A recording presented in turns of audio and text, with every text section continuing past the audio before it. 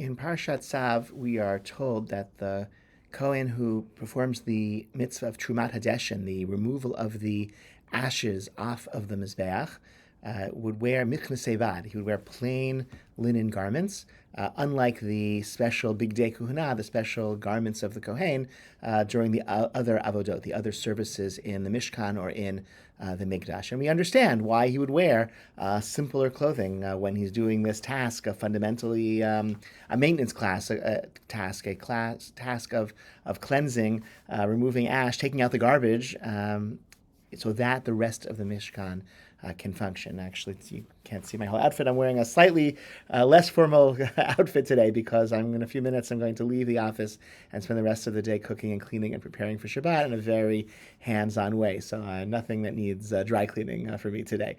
And so we understand why michnas sevad are worn for this mitzvah of Trumat Hadeshin. But there's another occasion in the Torah where michnas sevad are worn rather than the full bigadim, the full vestments of the Kohen, and that is on Yom Kippurim, when the Kohen Gadol, the high priest, would enter the Kodesh HaKodashim, the Holy of Holies, Lifnai v'Lifnim. He would also wear michnas sevad. So the only two occasions in which a Kohen is wearing michnas sevad are Trumat Hadeshin, taking out the garbage, and this most exalted, refined moment of the year when the holiest person on the holiest day went into this holiest of spaces. So I think there are two ways of understanding this. It's suggested by Rav Amnon Bazak, who's, if you listen regularly, you know that he's one of my favorite contemporary readers of Torah, and he suggests that the Kohen Gadol wears plain linen garments when he goes into the Kodesh Kodashim on Yom Kippurim because that's to take him down a bit, to instill humility, to make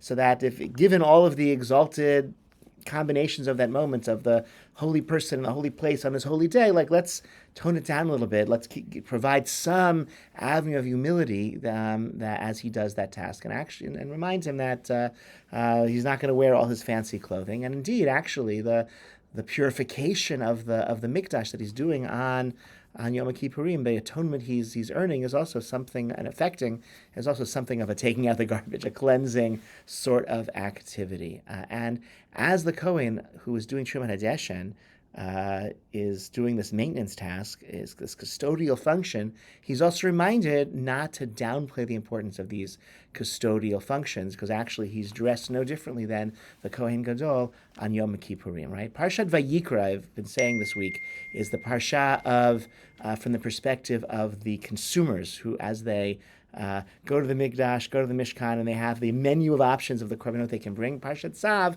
reviews much of that same material, but from the perspective of the insider, the people working in the Mishkan or in the Mikdash, the Kohanim who are offering these various korbanot and affecting them. And both of those perspectives are really true. And that when we have an experience provided for us, we have to appreciate those who are making it possible.